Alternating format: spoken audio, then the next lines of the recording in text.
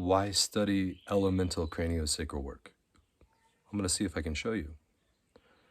This beautiful rock formation behind me is all granite. And I'm using this as a bit of a metaphor for the way that a lot of people in the bodywork industry and their clients see the human form. Of course, we have flesh, we have fluids and stuff, but when it comes to cranial work, a lot of people think of the body really not much different than this hard structure that articulates bone, some kind of joint right here, kind of like arthritis. The trouble is, this collection of minerals is not who we are. Our bones have calcium salts and various other minerals distributed through there, but they're still quite fluid. And we are more akin to this tree. It needs soil, good soil, it needs sunlight, it needs wind, it needs water. It needs animals, it needs birds, it needs insects. And in essence, it needs the elements. This is beaten down by the elements. Rock is important. I'm not going to talk about ecology. But the analogy that I'm trying to make is that if you see the body where your bones are breakable, and they do break, with significant force, anything will break. I can break this tree. This tree's not made of rock.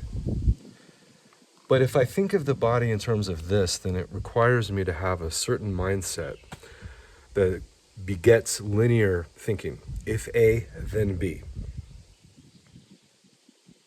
It must break, so I have to fix it. Whereas, to care for an organism like this requires quite a bit more care, quite a bit more skill, and quite a bit more awareness of just what this is. We are this. So we learn anatomy, we learn physiology, we learn about nature, we learn about the way nature flows within us, we learn about the way nature impacts us, we learn that we are not separate from nature. It is not just a willy-nilly concept, it is something that is germane and foundational to what we do. An elemental was a being from mythology that was an aspect, a certain aspect of nature. It embodied that. Fire, water, ether, air, rock. We embody all of that. We are all of those things. We are all of the elements. And so in my work, we bring all of that to bear. Now, I'm not talking about Ayurveda. I'm not talking about traditional Chinese medicine. I'm not talking about especially 5-element theory of acupuncture. What I'm talking about is something a little bit more natural. And I mean that nature all. That we are harnessing the body's inherent ability to be fluid, to be alive, to be organic, to be constant, to be green, to be reaching for something greater, like this tree. We are not after technique. We are after the essence of applied mystical knowledge and understanding.